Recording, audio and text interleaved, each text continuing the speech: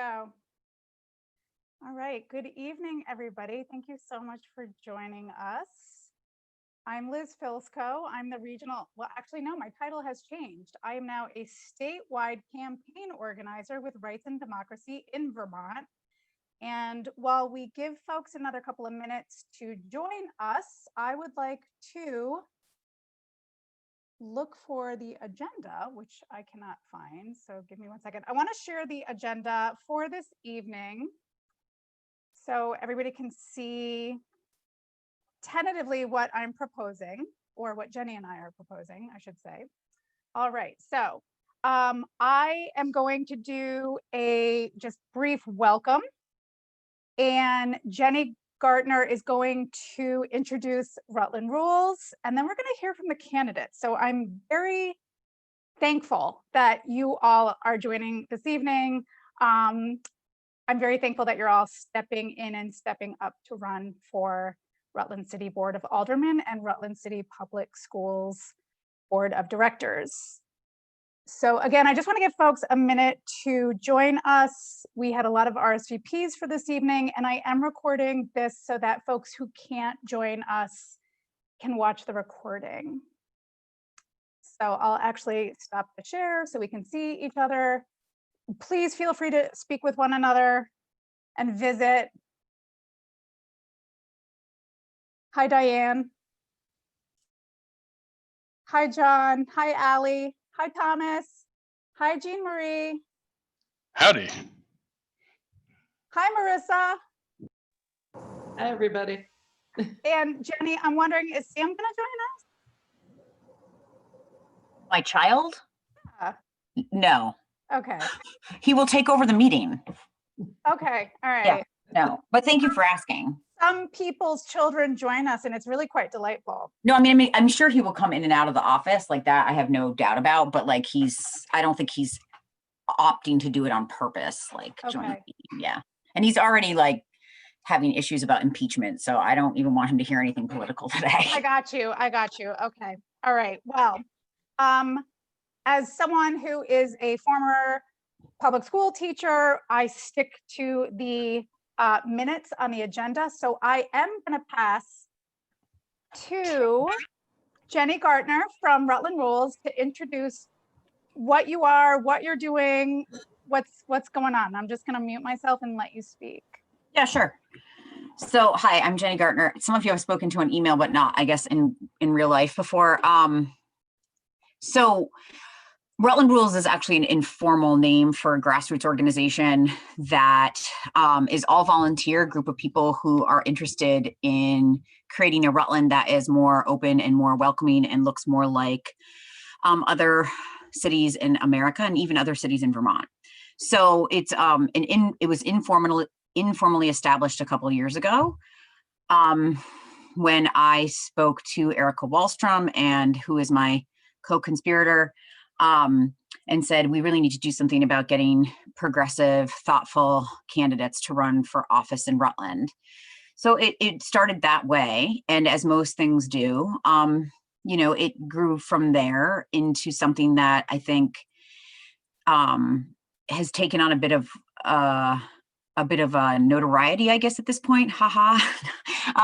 We've been successful in getting some really good candidates to run and some candidates elected.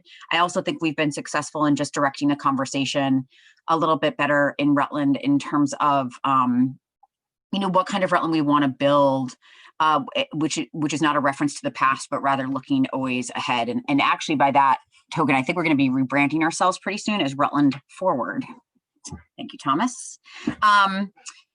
So yeah, it's just a grassroots group of people who meet and talk and work really hard and do a lot of volunteer hours to not only recruit candidates, but to help candidates manage their campaigns.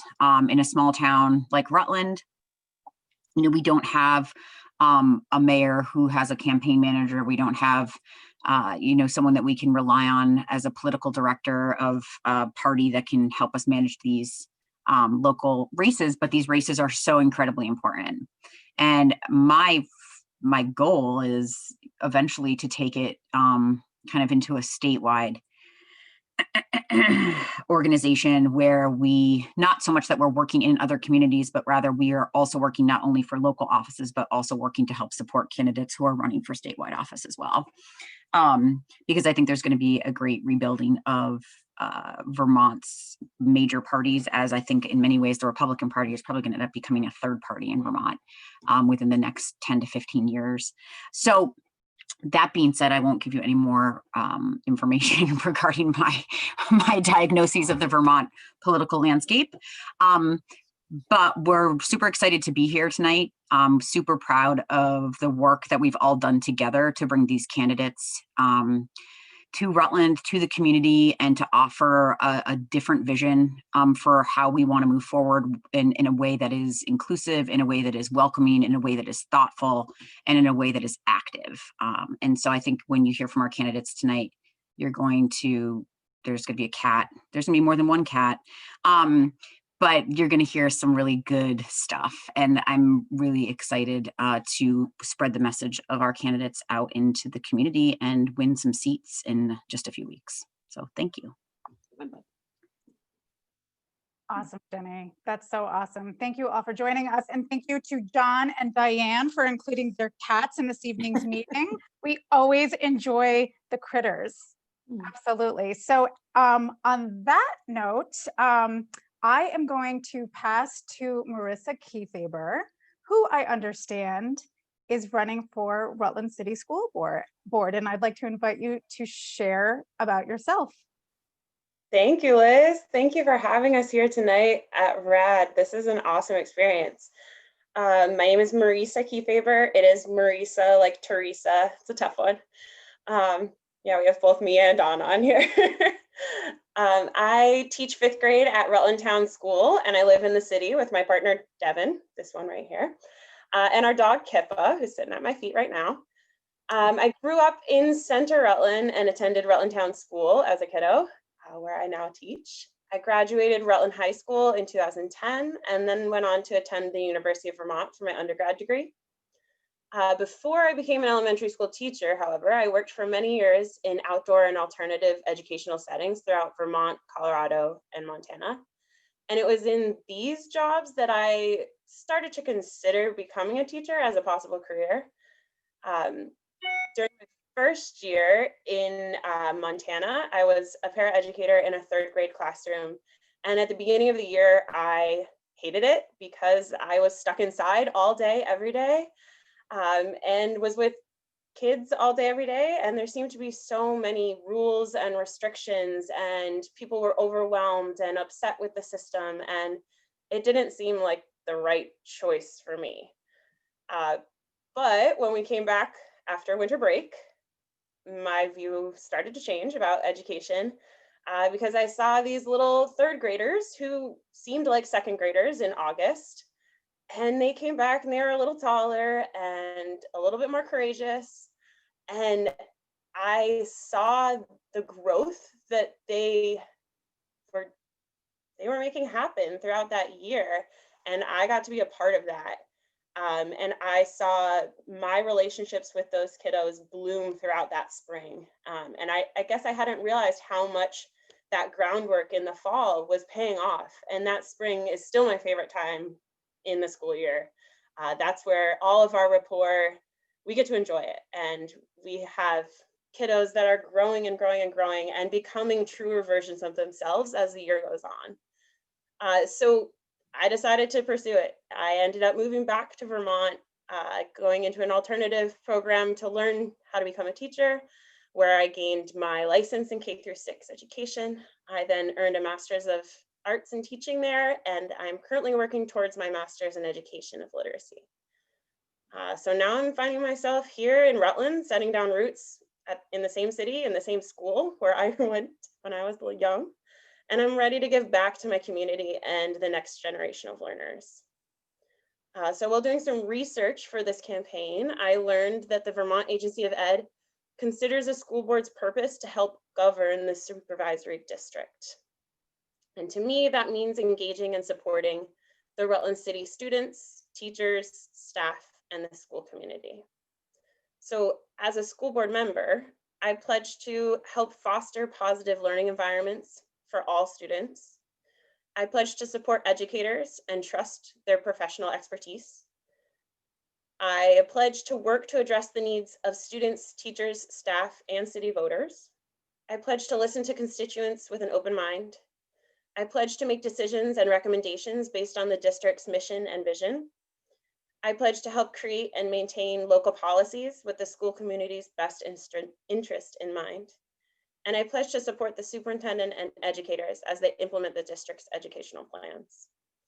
So I strive to use my experiences and my perspective as an educator, an alumna, and a city resident to be a valuable school board member for Rutland City.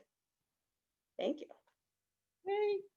Marissa, that was fantastic. Thank you so much. So we do have a few minutes if anybody wants to ask a question of Marissa. Marisa. I'm sorry, Marisa, and I actually wrote it down phonetically. Sorry. Thank you. I am notorious for calling people by the wrong name. I'm so sorry.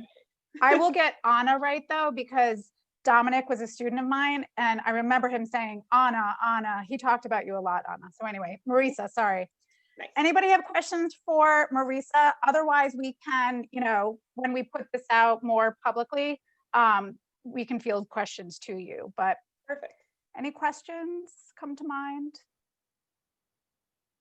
I'm a former teacher and I think everything she said sounds great.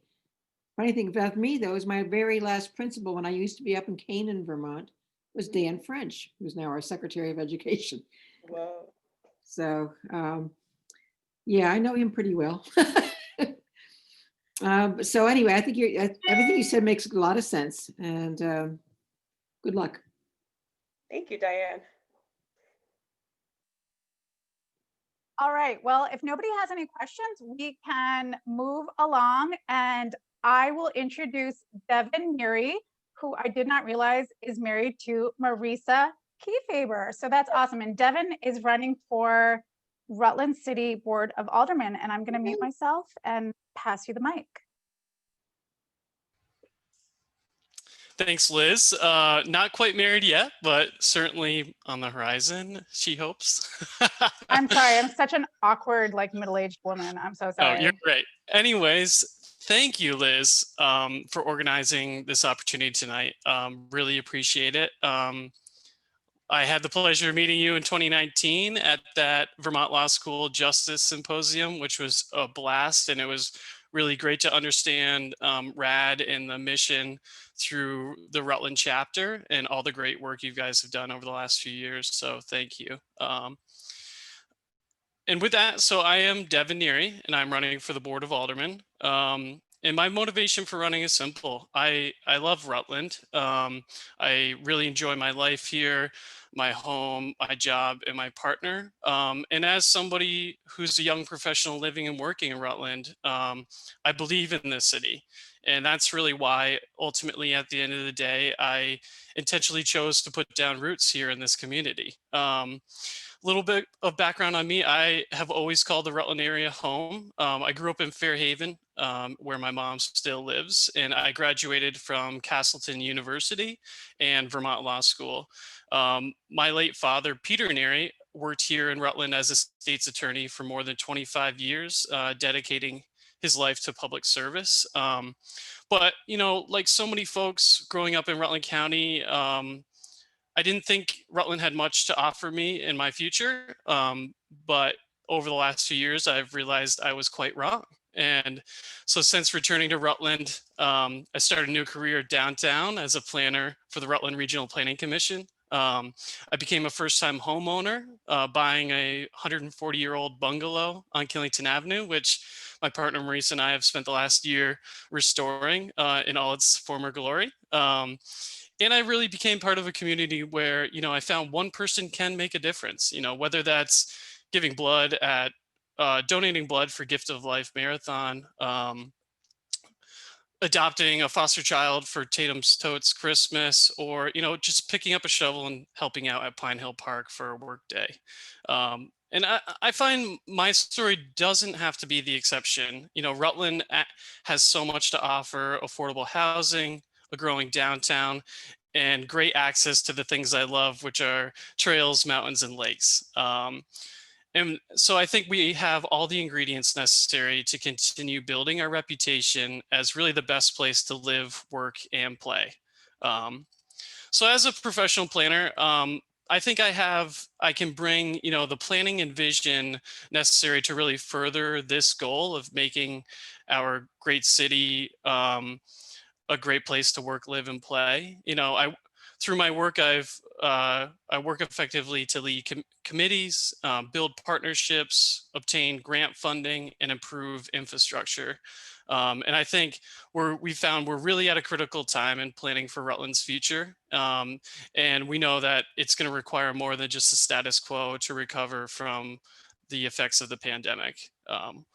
So, as a result, this summer, I got the opportunity to work with folks at City Hall and other downtown organizations to design and help implement the Center Street pilot, which was a really great project that created a downtown environment to better support our community, our small businesses through the pandemic and beyond. And really, as aldermen, I want to continue building on those relationships and continue to bring fresh ideas that move us all forward. And Rutland, like I said, Rutland has offered me so much, a great place to work, a great place to live, and a great community. And in return, I really want to offer my time and energy to serve on the Board of Aldermen. So what does that, mean for Rutland? As alderman, I will support bold and progressive policies that build a better Rutland, not just for some, but for everyone. And to do that, we must ensure that each and every new and existing resident has the opportunity for a better quality of life. To do that, I think we can grow the population base in housing availability and affordability in downtown and the surrounding neighborhoods. I think we could support small businesses, entrepreneurial incubation, and redevelopment opportunity. I think we can highlight our local assets that foster inclusion and diversity, like the Farmers Food Center. I think we can market and expand programs that support workforce development, especially for our residents that are unemployed or underemployed. And I think we can expand access to healthcare, jobs, and recovery programs by reducing barriers to transportation, especially programs that are already out there, like recovery and job access, or building smart bus shelters at major transit stops so folks aren't freezing to death in the middle of winter who are transit dependent. And lastly, expand the things that make us great, like the arts and recreational economy that really improve the quality and sense of place in our community. So with that, I encourage everybody who's interested to reach out and get a hold of me. I would love to have a discussion. I really want to be a candidate that is open and transparent. And with that, I hope you vote for me for alderman. Thanks. Devin, thank you so much for that. That was really fantastic. I want to take this opportunity to put in the chat, and I will subsequently email this out to folks, but I am going to put in the chat the link for the candidate endorsement questionnaire. And I'm doing that so you can click on it, you can bring it up in the background, you can look at it later. And like I said, I will email it out to you. But frankly, Devin, everything you said aligns with the Renew policy framework that Rights and Democracy is going to be focusing on in 2021 and beyond. And our candidates kind of sign on as Renew candidates. You're basically saying, yes, I support this policy framework. So you just kind of jogged my memory there. And we can talk more about the endorsement process in a little bit. So thank you again for sharing that. So I don't see, oh, I'm sorry. Jenny told me Mike Dungus couldn't make it, and I do not see Russ Glitman. Is Russ Glitman here? I'm just going to go email him to remind him because I know that he definitely said he was going to be here. So I just want to make sure everything's okay. Okay, I thought I saw an RSVP for him. Honestly, I'm gonna reiterate this at the end of the meeting, but our next meeting is February 11th. And frankly, we can, do more of this again in a month. So next up would be John, if I can get, so John, Atwood, would you be willing to jump in a little bit early? Sure. Excellent, thank you. Thanks for giving us the opportunity to introduce ourselves to RAD. This is a great group, and it's nice to meet everybody. So a little bit about me. I live in Rutland City on the corner of East Street and Killington Avenue. I'm a homeowner. I work at Casella Waste Systems as a software architect. That's kind of a funny title, but it basically means that I coordinate all the software systems and kind of help figure out how the software and the business are going to work together to actually achieve business goals. I participate in the Halloween parade with the Bonitas. I'm a member of the Marble Valley Runners.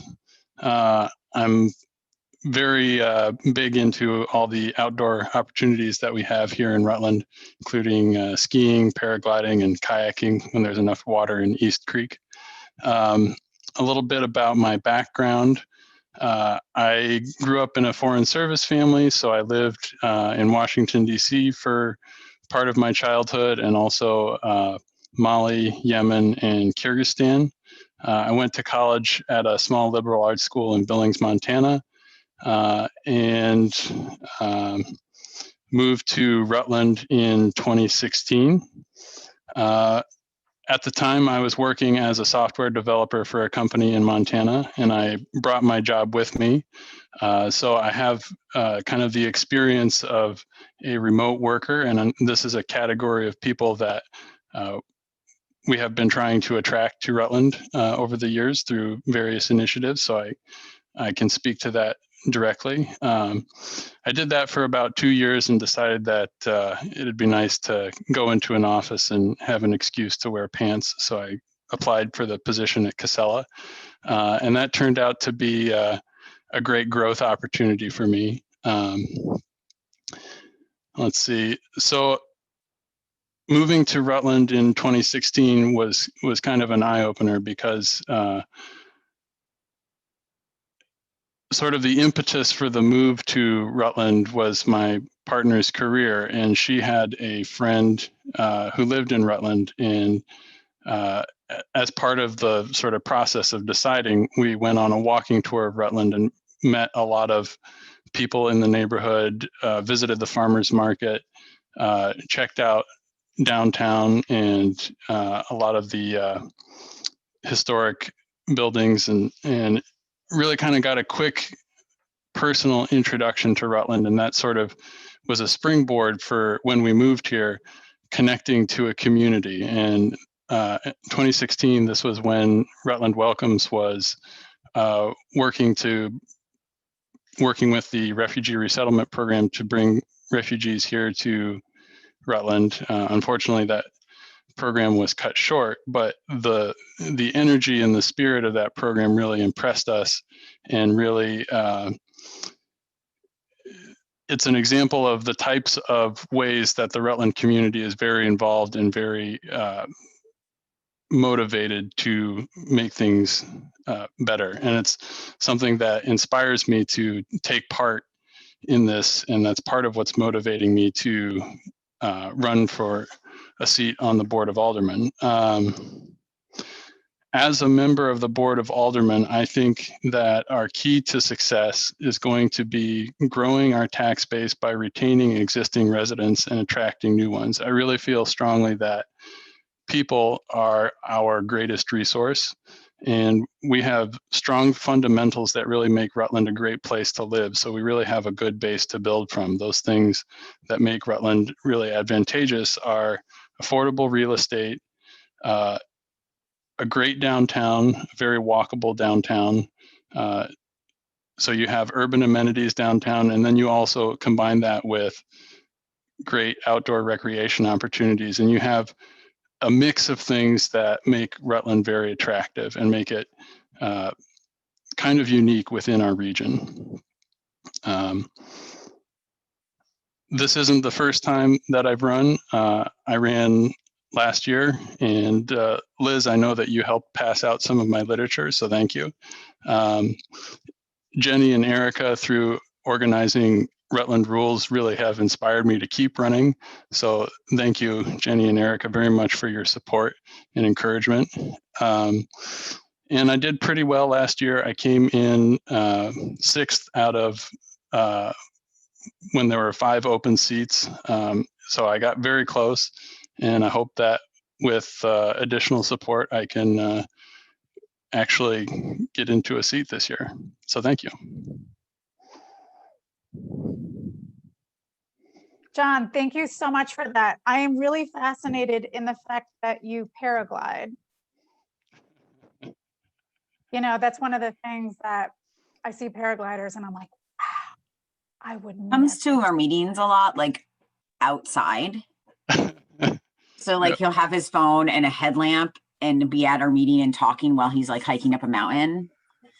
And so I feel like if there's a multitasking, like, you know, Olympics, John is, yeah, he's good.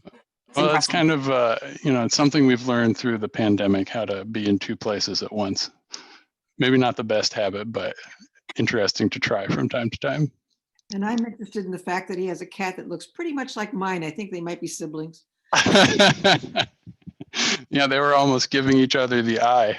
But I would like to ask either one of the alderman candidates. My thing has been for years the railroad, and I was really sad because of you know, Amtrak being stopped. I kind of got a sense that maybe it had more to do with economics than it had to do with the pandemic, which they use as an excuse. But I really think we need to get it back. And I'd like to see a concerted effort on the part of the Board of Aldermen to, or even some like downtown Rutland or whatever, whoever can do this to try to get put the pressure on whoever the powers may be. I did myself, I wrote a letter to the governor saying that we needed to get the railroad back. Didn't get a response. So I'd like to see more people in Rutland, especially the powers that be, try to see what they can do to get it coming back. Yeah, Diane, if you don't mind, I'll field that really quickly. As a transportation planner, I work with all modes of transportation really regularly, including rail. And you're right, Amtrak is critical to Rutland and the region, which is why the expansion of the Ethan Allen Express to Burlington is so critical, and planning for that extension is even more important. So, you know, as alderman, I really want to make sure that the city puts themselves in a position for when that extension comes to be able to accommodate all those potential new visitors from Amtrak, because the Ethan Allen Express line right now is the most productive Amtrak line in Vermont, and we should really capitalize on that. You know, we have a beautiful train station, but we have one of the worst gateways from the Amtrak station to downtown, which is unfortunate. So I think we need to improve that gateway. And you're right, I think putting pressure on Amtrak to reopen service, it's really tricky with Ethan Allen because it is a direct connection to New York, and that doesn't really bode well for social distancing or quarantining based on the current regulations. So as soon as those ease up, I would agree that we really need to resume service as quickly as possible.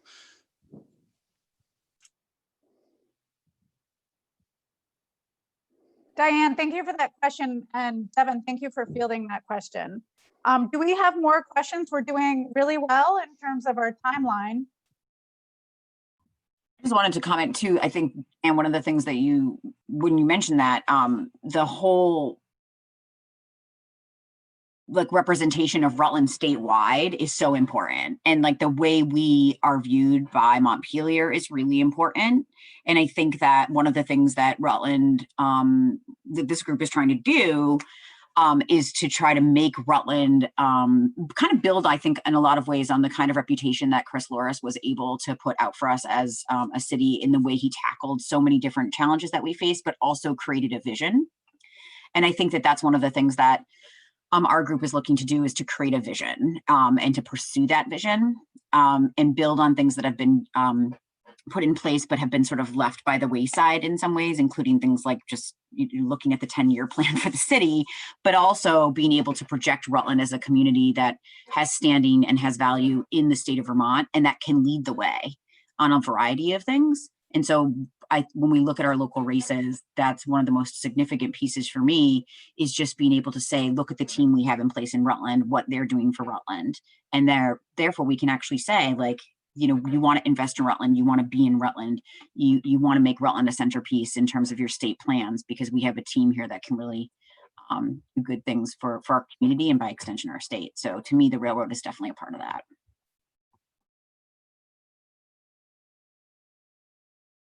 Jenny, thank you for that. Jenny, why aren't you running?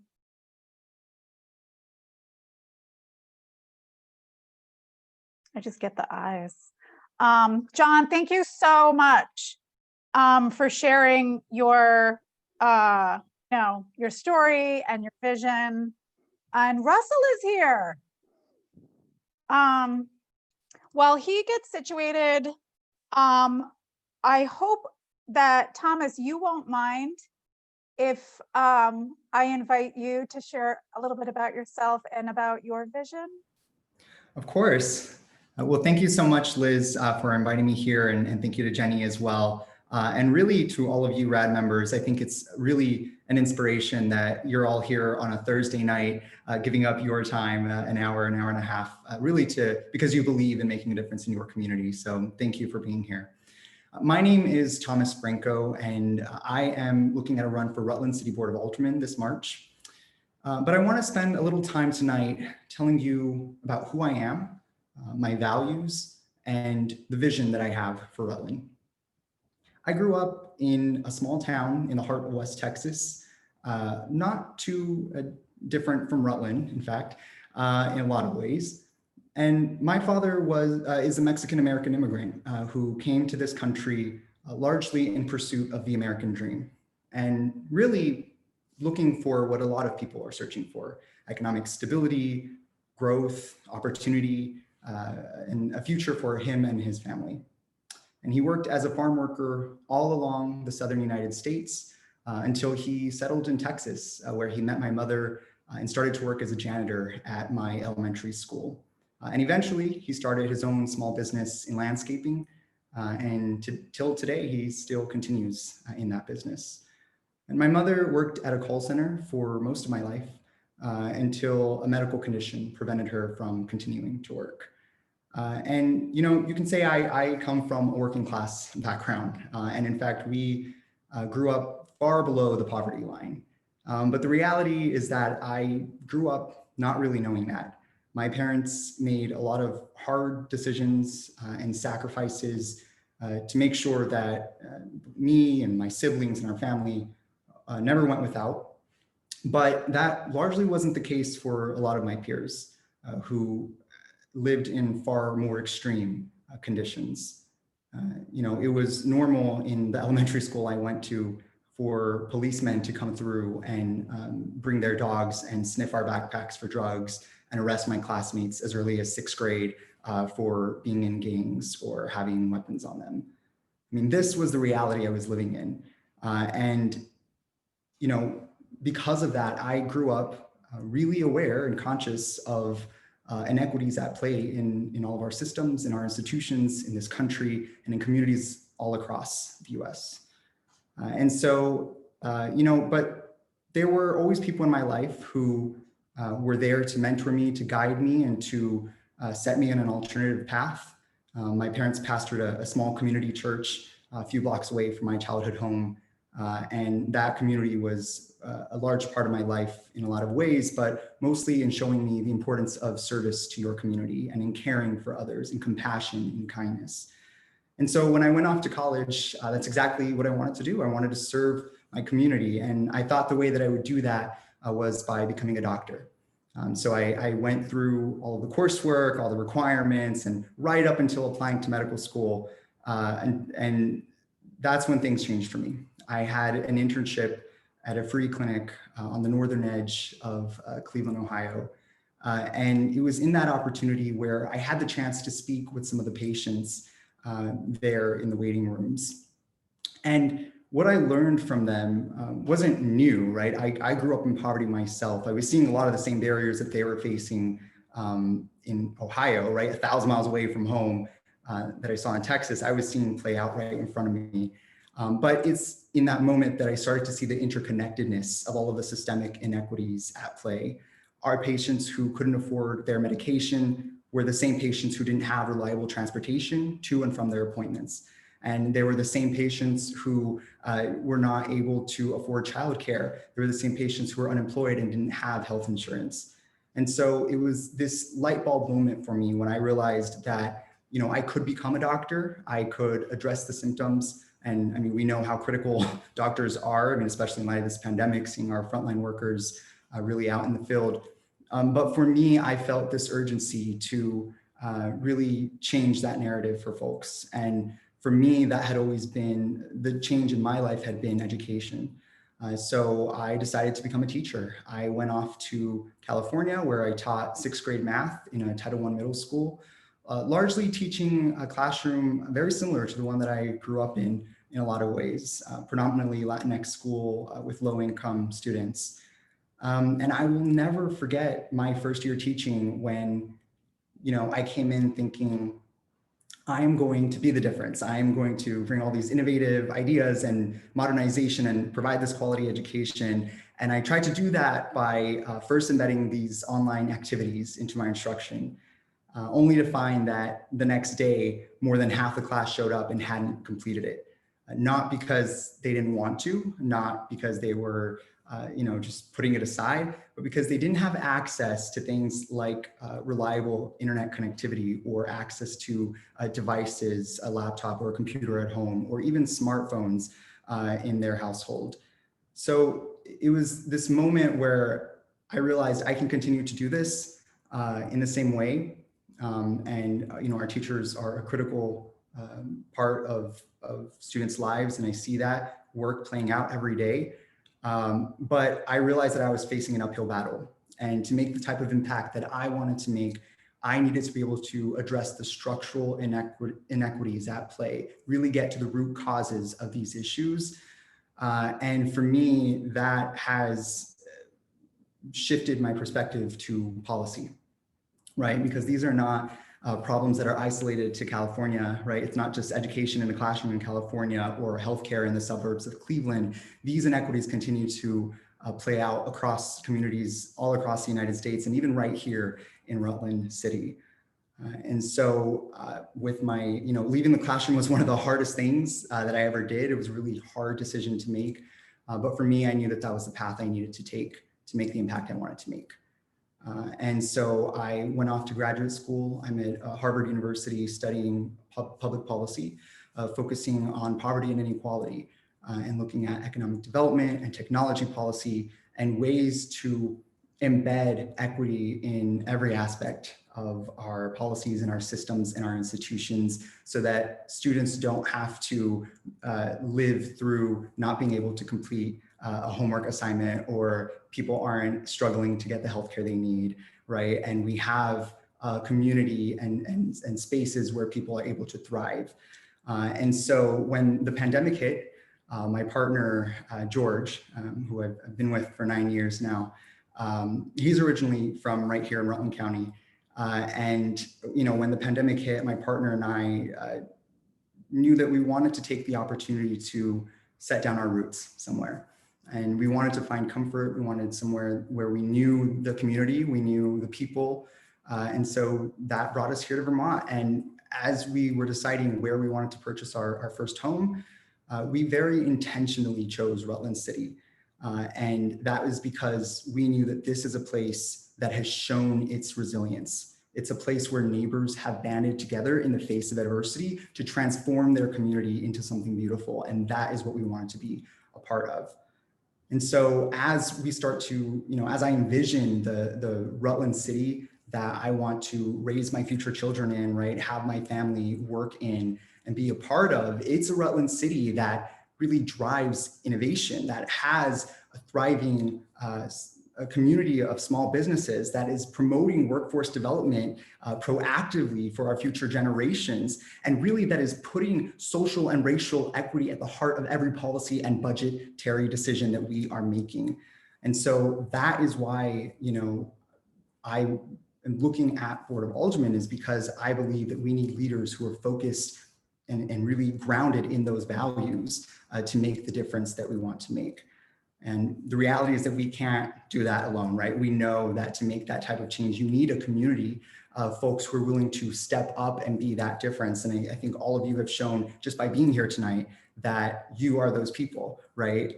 And whether it's fighting for economic justice or climate action, or it is, fighting for the economic revitalization of your community, you are showing that you're willing to do that work. So thank you for doing that. And I hope that we can count on your support as we move forward in this movement, right? To make Rutland the city that we have envisioned. So thank you so much for letting me share about myself. And I really appreciate your support. Thomas, you might want to look at the chat. We're talking about you. We're like, holy cow. We're like charting your future. We're like Senate, mayor, Congress, president. Thank you so much for sharing your story with us. Oh, thank you, Liz. Really, thank you for joining us. Does anybody, okay, so Allie says, hi, Allie. Oh, she's clapping. Yes. Thanks, Allie. Questions for Thomas?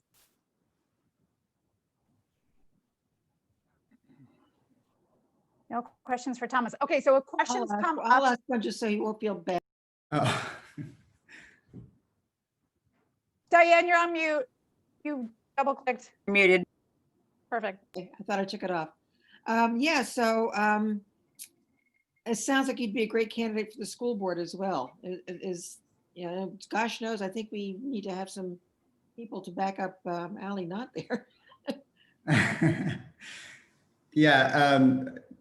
So yeah, no, I definitely have, school board is definitely a place where I see, community leaders making a big impact. I think Marisa is going to be an amazing school board member. And it's something that has really been on my radar for sure. When I think about my experiences and the way that I want to make a difference and really envisioning the economic development and revitalization components of Rutland, that's what's really has swayed me toward Alderman. But I definitely agree with you that school board is a place for making a huge impact. I'd hate to say this, but there is more than one opening, isn't there? Yeah, no, Thomas and I actually had this conversation, and we both agreed that with his background and kind of with his passion, especially, that the Board of Aldermen is definitely the right place for him. But also, one of the things that we talked about too was just the essence of like the community working together. And if we have people like who are savvy to the idea of what public education is like, and those people are on the Board of Aldermen and they're on the school board, and this would be one of the first times in a while that we've had a teacher on the Board of Aldermen, but also having a teacher on the school board, again, it would just make a huge difference for our community and for our students. So we're really hopeful that with Thomas on the board, with our other candidates, and with Marisa on the school board, with hopefully another candidate I'm working on right now, that will be at the point that we can really make the school board and the Board of Aldermen work in concert to improve the educational experience for the community, but also to make the schools a place that are once again a major driver, I think, for why people want to be here. So I think that Thomas is going to be able to help us a great deal with that too. So thanks, Diane. So yeah, I have an additional question. I have to show my ignorance here. How many openings are there on the board, the Board of Aldermen, and how many on the school board? So the petitions, well, there are no petitions this year, but the documents aren't due. Everything isn't due for about another week and a half. So as of right now, in terms of numbers, there are going to be a number of people running for the Board of Aldermen, and a number of people running actually for the school board, but we're not sure who is running for re-election for the school board at this point, whereas we're pretty clear as to who is not running for reelection for the Board of Aldermen. So it's made it a little bit easier for us in terms of numbers. But I have all the documents and I can go through it all with you if you'd like, but I probably don't want to take people's time doing that right now. So my only caution would be don't get on both ballots because you'll end up splitting your own vote. Yeah. So Thank you for that, George. And I Yeah, think good point. Jean Marie, did you have a question? Diane asked the question I was going to ask. How many, but I still don't know how many available, you don't know it, in other words, how many seats are open right now. Yeah, we won't know until the 25th is the last day. So right now we know, I can give you the numbers right now, but we won't, again, like there's been a couple candidates who have added in the last week, even for mayor. So we're just waiting. Every day I have someone check in to find out who's new, who's submitted their paperwork. And it is different this year too, just because of COVID. There's no petitions involved. So again, it could happen the 24th, that someone could just submit their paperwork. So yeah, we're kind of keeping the count on a daily basis. Marisa has to hop off. Thank you. She's got a class. Marisa, I will follow up with an email to this whole group with some elements for you, but thank you so much for joining us this evening. Wonderful. Thank you, Liz. And thank you everyone for coming tonight. Take care.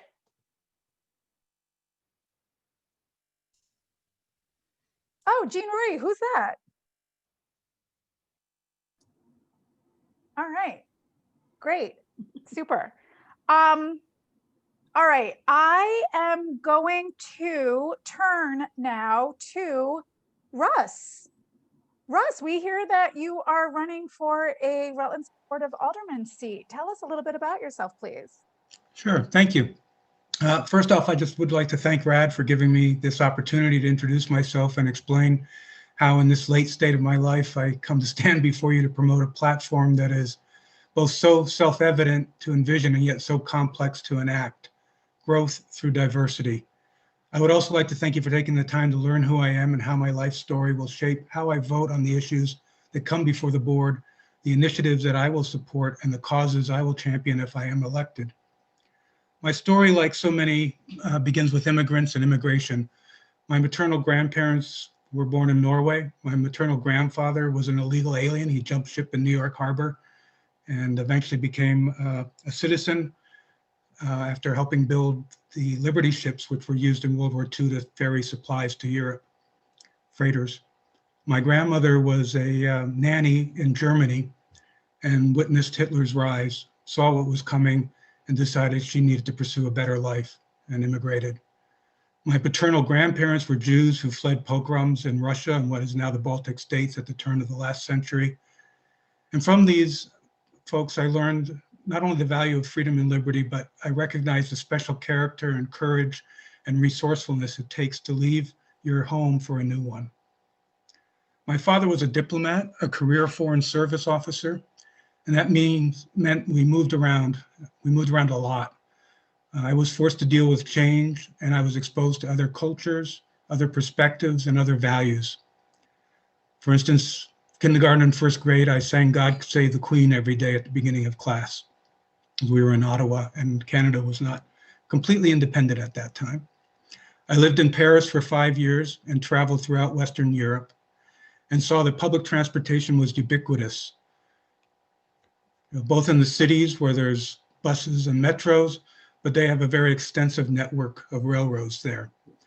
And I think one of the untapped resources we have here in Rutland is our Amtrak station that is going to be only more used as they extend the line to Burlington in the next year and hopefully on to Montreal. I think we have an opportunity here to make Rutland a gateway to Vermont and at the same time help fight climate change by providing new ways of transportation that don't rely on the automobile. In Europe, there's also a lot of walkable cities. In fact, some streets are so narrow, you can only walk on them. There's no room for cars. And one of the things that attracted me to Rutland was the ability to walk around the city. I walk 2 to 3 miles a day, particularly in the northeast and northwest sections of the city.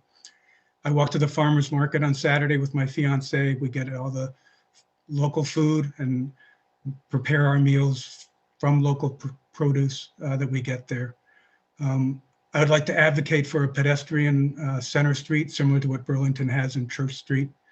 And these are ways that by promoting better transportation resources and walkability throughout the city that we can help reduce our carbon emissions. I went to UVM, and there I was a reporter and editor for Cynic, the newspaper, the college newspaper there, and then became an intern at the Burlington Free Press and fell in love with journalism. I worked at multiple New England dailies after graduating, covering cops, schools, and local governments, and learned to question authority, to probe and ask the hard questions. I learned to do research, and I learned to objectively evaluate and communicate the truth as best I could. At the dawn of the personal computer revolution age, I went to work for a business publication in Boston writing about new technology, and became the West Coast bureau chief for that publication and ended up living in the San Francisco Bay Area for about 9 years. Most of that time as a news editor for PC World magazine. When the internet came along and evolved from message boards to the first browsers, I embraced this new media and led the digital media version of that magazine. It was during this time also that my ex-wife and I adopted our son, Tristan, from Guatemala. And that's when the gravitational pull of the family began to exert itself. My parents honeymooned in Stowe, and when we were in Ottawa, they bought some land and built a house in Fletcher, which is just north of Smuggler's Notch. So my mom is still here in Burlington, and I have 3 siblings in Jericho, in Chittenden County, and St. Albans. I moved to Rutland about 14 years ago to head up the Rutland Herald and Times Argus websites. I picked Rutland because, again, it was a place I could walk to work. I could walk to restaurants, I could walk to shopping. And it's a city surrounded by everything that nature has to offer. I spent about 4 years at the Herald, Times Argus, and then went on to the Vermont Country Store where I'm still working. I was initially a project manager for technology solutions, and then became the digital manager in charge of the operations of the website for that company.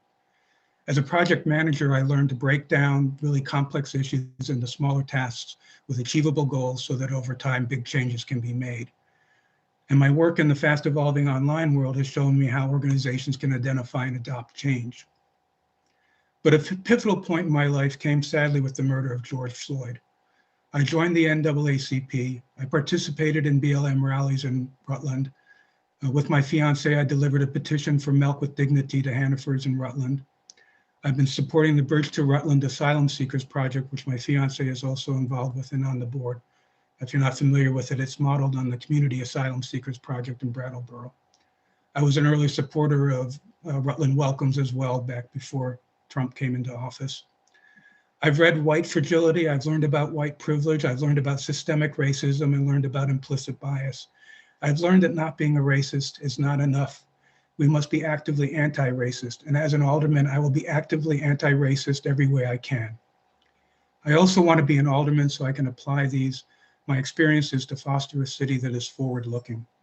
I think by adopting a process-oriented approach to change, we can attract diverse residents and businesses, one that welcomes young families, that welcomes LGBTQ, that welcomes minorities and refugees, one that acknowledges that the city we love and we call home also rests on the land the Abenaki call home.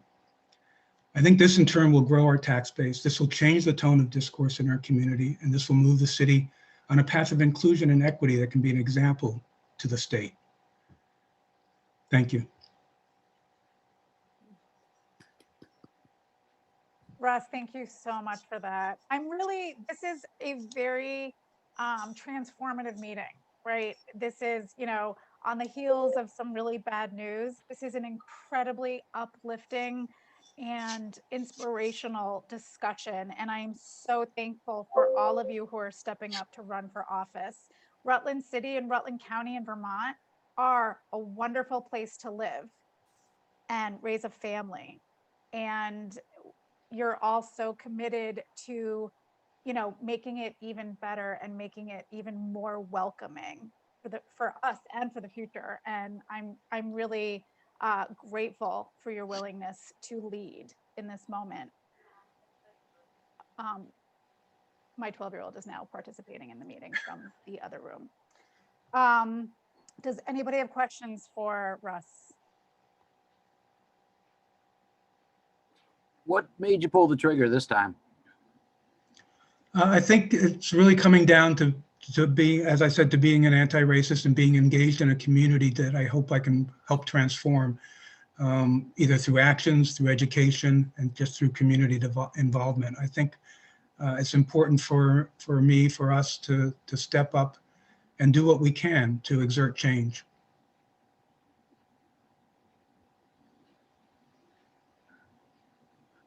So are you guys all familiar with Robert's Rules of Order? That's a serious question because you can't walk into those meetings blind. Mhm. You probably know I served. So I was on the board for a while. Chris Loris had appointed me. It was awesome. It was a lot of fun. It's a lot of responsibility. You deal with a lot of people that you don't necessarily want to be dealing with, but you also might find in the end that some of the people that you walked into having people say, oh yeah, you guys, you're not going to get along at all. You're just completely political philosophies are A and Z. Sometimes they tend to be your best people on the board to be dealing with. They really do. I mean, Ed Larson and I are night and day politically, but we sat next to each other and I learned so much from him that it was really, really, really a great thing. So I wish you all the best of luck.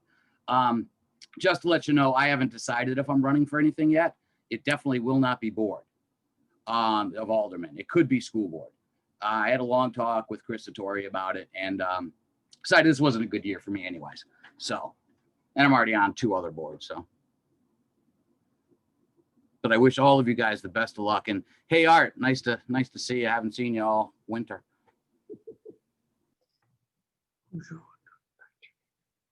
I was just wondering if maybe since George, you were on the board before, I'm not really sure I know what all the Board of Aldermen does. What is in their scope of power to actually influence? And I guess I'd like to hear a little more about that. It's really about committees. It's about your committee assignments. I think I was on general, maybe public safety and rec. Yeah, I was on those 3. And rec is rec. We had the pool issue. Let me put this in context. I was appointed by Chris Loris about a month after he announced that refugees were coming to Rutland. So I just walked into, a tar pit. Everything was on fire. Everyone was screaming. It was, which side are you on? It's kind of like, well, there's not really a side here. First of all, Rutland City has a couple simple things about government, city government in particular, is you don't get to vote on who your neighbors are going to be. That's just not how government works. It should not be doing that. The other was the Punk in the Park thing where the little old ladies, and I'm just generalizing, they thought the music was too loud, on. It's kind of like, well, government doesn't get to decide what good music is either. I mean, that's, it's really simple, straightforward things. But back to your question, so the answer is what committees you're on. And that also, seniority, that plays a lot into it.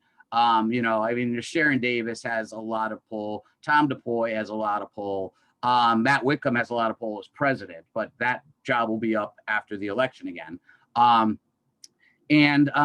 But what I would say is the first thing is Robert's Rules of Order. You have to know when you can speak, when you can present something, when you have, how you, take care of that real functional government work. The second thing is patience, because one of the things, especially during the refugee stuff, was before the meeting really gets going, there's outside the rail.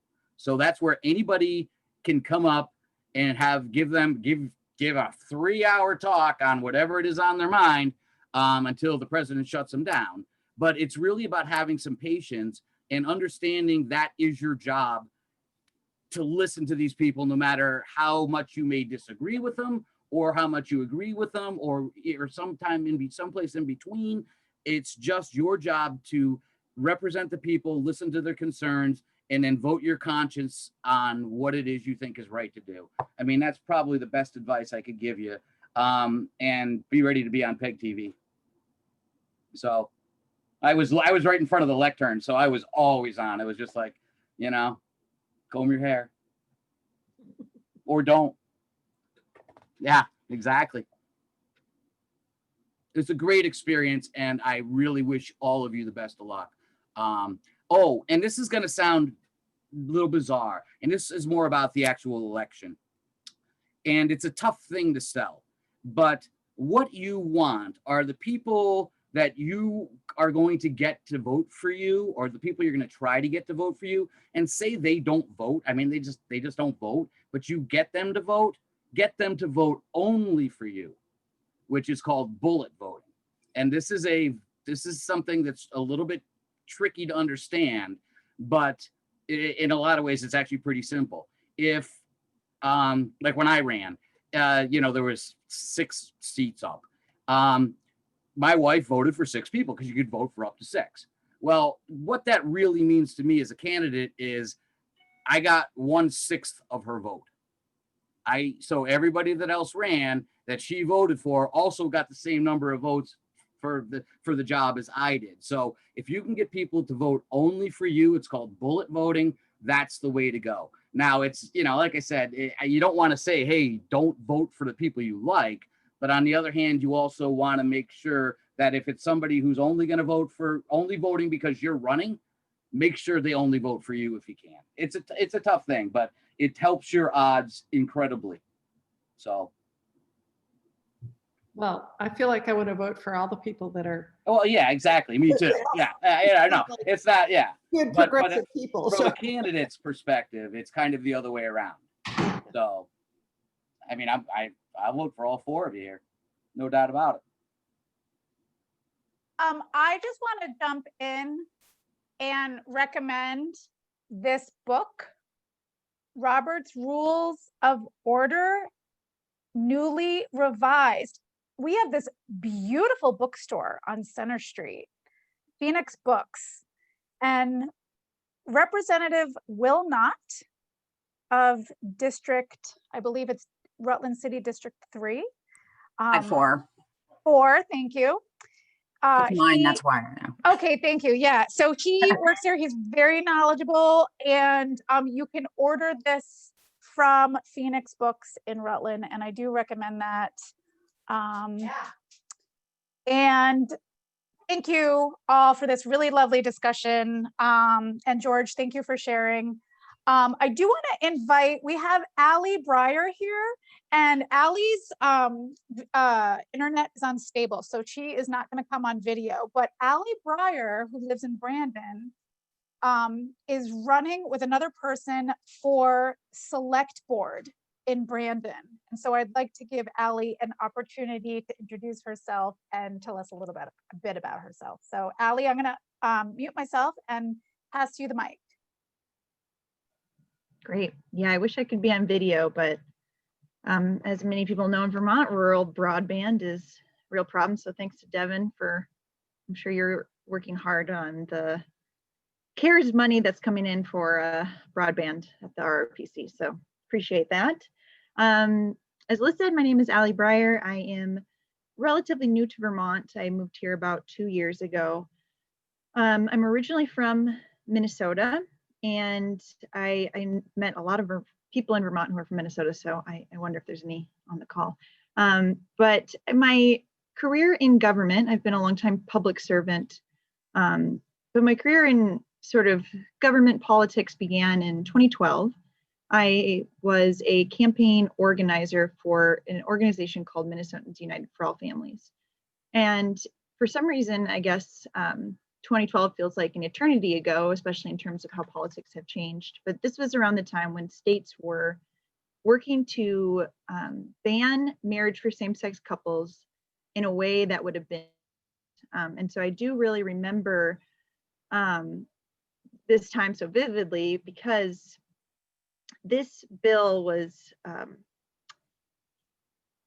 what I learned from it working on that campaign is really just the way that politics can impact people's lives in a way that makes them feel unwanted, makes them feel unwelcome, makes them feel like their family and their love is less worthy than those, than other people. And so it really Working on marriage equality was just a really powerful experience and did encourage me to go on to my next role, I suppose. I spent a few years kind of figuring out what I wanted to do, but I ended up moving to Oregon and I got my master's in public administration because I found that working in government can both be, and politics can both be used for good and used for evil, and has been in the past. And so I felt like having really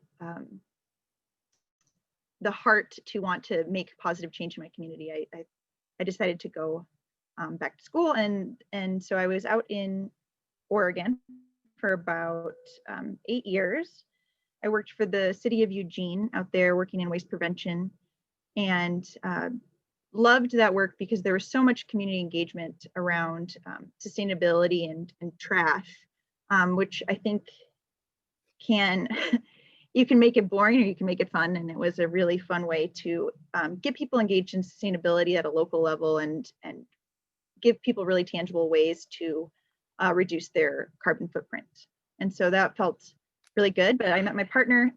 He was out here in Vermont. And so I made the leap, got a job with the state of Vermont, and started working as an emergency preparedness planner. This was, of course, at a time when people didn't care about emergency preparedness to the degree that we do now.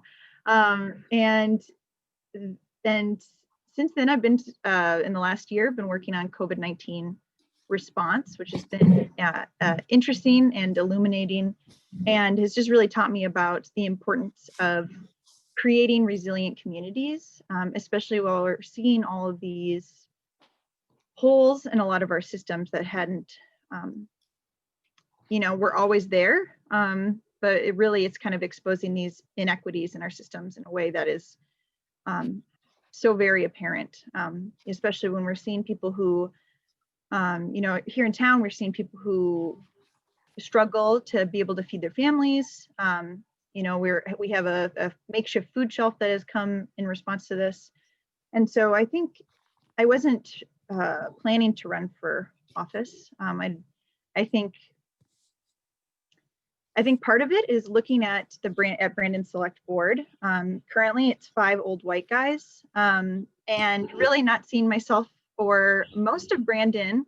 There's looking at our demographics here, younger people and no women. So I was recognizing the need for a change there, and I think in Brandon, people would consider me young. I'm in my 30s, but just getting younger people to see that there's an opportunity for them to serve, and that you don't need to be someone who's lived in Brandon for generations to serve on your select board and to make a difference. And so that has been really my inspiration to serve. And even if I don't get elected, I really hope that this encourages other young people to see that they too can make a difference in their community.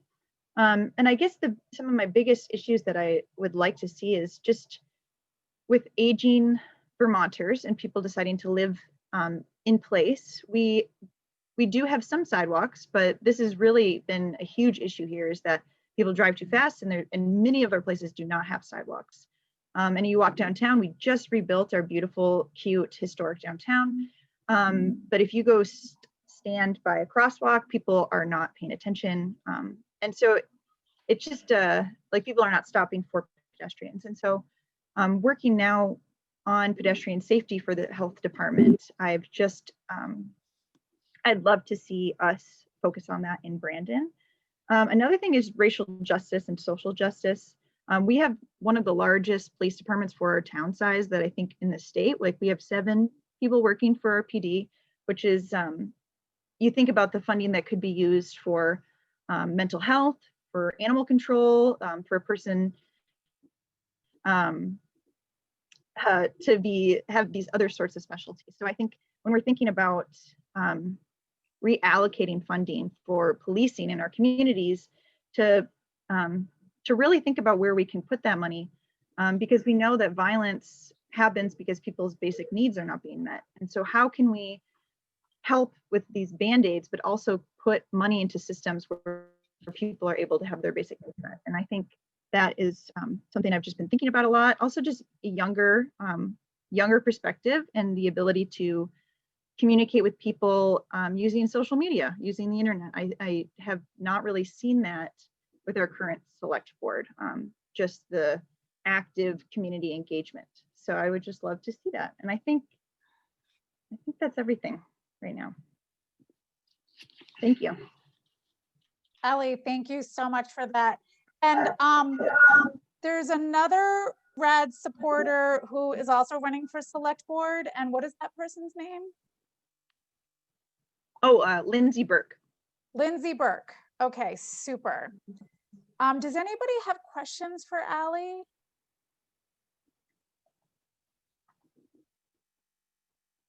All right, if any questions come out of the video, we will direct people your way.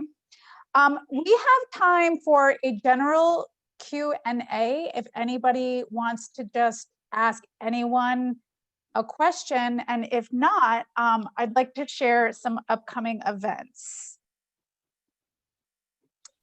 Any questions that have arisen? Yeah, Liz, were you going to talk about the endorsement process? Yes, and before I forget, actually, Anna, I'm wondering if Anna was planning on running for a school board seat. We're having a conversation. Shh, we're having a conversation. Don't put her on the spot. Oh, I was just gonna say, I totally just put you on the spot. Say just a few brief things. I'm from Rutland, born and raised, and went to Rutland High School. Went to the University of Vermont and spent 7 years doing outdoor education in the summertime, and then also led 3 gap semesters. So it's education in the outdoor field. I'm currently working as a ski patroller at Killington because I just graduated law school at Lewis and Clark Law School out in Portland, Oregon this past spring, and then was studying for the bar exam, which I took in October, and haven't been that eager to get back into legal things. And that's why I'm skiing a little bit right now. But I would definitely be interested in running for the school board. The reason that I went to law school is to eventually run for office. And while this might be a little sooner than I thought I was going to run, I definitely care a lot about what happens in Rutland as a Rutland high school alumni. And yeah, I could easily be persuaded, and I know that the deadline is next week, and I think I will fill out my paperwork. The only reason I really hadn't been stepping up to run is because I thought there was like a limited number of seats, and I'm not trying to step on anybody's toes, having just moved back to this community, having been on the West Coast for the last 4 years. But I have a lot of big picture, big policy plans for the state of Vermont long term. So, and those include, yeah, progressive climate policy, improving diversity, improving access for immigrants, a lot of what was sort of already said here. And so I'm not going to go on because I was not scheduled for a time slot. But yeah, I would definitely, I really care about what happens for the people in Rutland. And I'm not going to keep talking, but yeah, that's kind of me right now. I would say do not let the number of openings versus the number of people running deter you from running at all. Because in certain circumstances, and this was the conversation I had with Chris Satori the other night, is like, if I happen to get on, who would I potentially be knocking off? And that's part of a normal, well, I shouldn't say normal, it's part of, an empathetic view of, what's happening. Do I want to knock somebody I really like off just because I got lucky that day? But you can't run that way. You got to run as if you want this job and that's really what you want to do. And you want to help the community that way. So I would say just put that other thought out of your head. So don't even worry about that. Yes, Anna, we like choice, right? This is all part of democracy. Awesome. Thank you so much for, allowing me to put you on the spot. Jenny's probably cringing. Yeah, she's cringing. It's all good. All right. So a little bit about the rights and democracy endorsement process. So I am going to put in the chat again the link to the endorsement questionnaire. So the way in which this works is candidates, so this is an opt-in form. So it's basically you are asking for an endorsement from Rights and Democracy. So you complete the form. And then the form goes to chapter members. Now, who are the chapter members? Well, you could be chapter members. Chapter members are folks who have made a $25 contribution to Rights and Democracy. Our mantra is everybody gives. So anybody who's made a $25 contribution to Rights and Democracy within a calendar year, anybody who's a sustaining member. So I joined Rights and Democracy in 2018 after a gubernatorial forum. I was really impressed with the way it was done. And that's when I became a member. So sustaining members or anyone who's done 4 volunteer shifts, right? So not everybody has, $15 to contribute monthly, or not everybody has $25 to give annually or what have you. Folks who want to volunteer for the organization are also members. So I'm going to put a URL also in the chat to become a member. So candidates opt in, they fill out a questionnaire, and then chapter members read the questionnaires and then vote. We use ranked choice voting as our methodology of determining who we are going to support for endorsement. And basically what an endorsement is we say, this person aligns with us ideologically, and you also sign on to things that we are working on. So specifically, we are currently working on the Renew policy framework, which has as its core, as its hub, a jobs guarantee. And then there are spokes. For example, affordable housing, affordable, accessible, supportive housing, developing the local food infrastructure, healthcare access, free healthcare access, a carbon neutral transportation infrastructure, clean water, clean air, and a cleanup program with green spaces. So a lot of you have talked about all of these things. I encourage all of you to complete the questionnaire and to get that back to us. So then again, you complete the questionnaire, the chapter considers endorsement, and then you either get the endorsement or you don't. And frankly, if anybody, wants to discuss their questionnaire, I'm happy to have these discussions with you.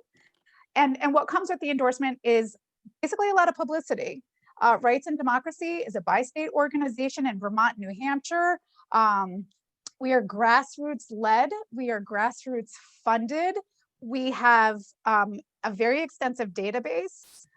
We have a communications team. We can do phone banking, text banking. We have a very wide social media outreach. And we love our rad candidates. So our work is twofold. We do C3 work, which is educational outreach, and we do C4 work, which is political. We have a movement politics program, which is moving from protest to power. So the way we move, the educational piece is the protest, right? And then the power piece is the political piece. So I invite all of you and really encourage all of you to seek an endorsement. In the last election cycle, last March, all of the RAD endorsed candidates won their seats. And I'm not saying it's because of RAD, right? But it's just additional support. It's additional, it's amplification of your candidacy. So any questions about that before I move to sharing some upcoming events? Can you sign up for the organization online? Absolutely. I saw the link. I didn't go to it though yet. Yes. So there are 2 ways you can get into our database. One is signing a petition. Actually, signing up to attend this event puts you in our database. I did put a link to sign up to, initiate a formal membership. Any other questions? Okay, so I do want to also, I'm going to put a bunch of stuff in the chat, and I will also send a follow-up email to this entire group so that, you know, if you're not interested in opening up all of these browsers in the background, that's totally fine. So 2 things, excuse me. On Tuesday, we have an event around how we fund education in Vermont. So we are organizing with the Vermont NEA, and we are collaborating with the Public Assets Institute to advocate for changing the way we fund public education so that it's sustainable, so that it protects our public school employees, so that it protects their pensions, and so that we are building out our public schools and continuing to, we have excellent public schools in Vermont. Rutland City Public Schools are excellent schools. The Mill River Schools are excellent schools. We want to continue to support them, but our current funding model needs to be reformed. So on Tuesday, we're going to have a discussion with Public Assets about what that might look like. And that is something that we want to get behind now. This was floated in 2018. It didn't go anywhere. It's time to bring it back up. Another event I want to put on your radar is Thursday. Kaya Morris, a former representative from Bennington, who is our movement politics director. She is doing how to campaign and win public office. So it's a training. She's gonna share all the skills, and she's an incredibly knowledgeable and an absolute delight to work with. So I encourage you all to sign up and attend that event. And then let's see, what was the third thing? 1, 2, 3, I think that's everything. Yeah, I think that's everything. So like I said, I will follow up with this group. I will send an email with all of these hyperlinks so that you have them. But yeah, feel free. Jenny's got my Jenny and I talk often and frequently, and yes, so you're in excellent hands. Jenny, thank you so much. And Erica Wallstrom, thank you so much for all of your hard work. It's very important. And thank you for the time that you're putting into this, because I know it's a lot. So, and I want to thank everybody who is stepping up to run for office. Just a quick, is it possible to share people's discussions of themselves? Was any of this recorded? Yes, this is being recorded. And I want to thank Erica Wallstrom, who messaged me this morning to ask that this be recorded. This is recorded. This will go through comms. And as soon as I have the video, I will post it, and I'll share it out to this group. So yes, please start talking to each other. You know, we are all organizers. We are all organizers. We should all be organizing to support the candidates who represent our values, who are running for office this March. So don't hesitate to reach out to me if you have any questions, and thank you again for joining us this evening. I have a question for Eric Salsa. Yo, Eric. Does he hear me? Yeah. Hello? Eric, what do I do with all these envelopes when I'm done? Well, they're for Russell. Once he gets the his letter printed, we'll have to coordinate so they can be stuffed. Okay. Yeah. Okay. Actually, If anyone Diane, wants more envelopes, just let me know. Got plenty of envelopes. Okay. actually, and thank you for bringing that up, Diane, because something that comes with the Rights and Democracy endorsement is a huge network of people who will support you, who will lit drop, phone bank, text bank, all those things. So. Oh, and speaking along those lines, sorry to interrupt. You can go to City Hall and get a list of voters, and it goes right down to everything about them, their address, on, the last election they voted for or in, not who they voted for, obviously, but the last election, how active are they? And I mean, when I ran in 16, I think it was like 500 pages. You can probably get it electronically now. So, which would have been a heck of a lot better, because now I use it for scrap paper. So.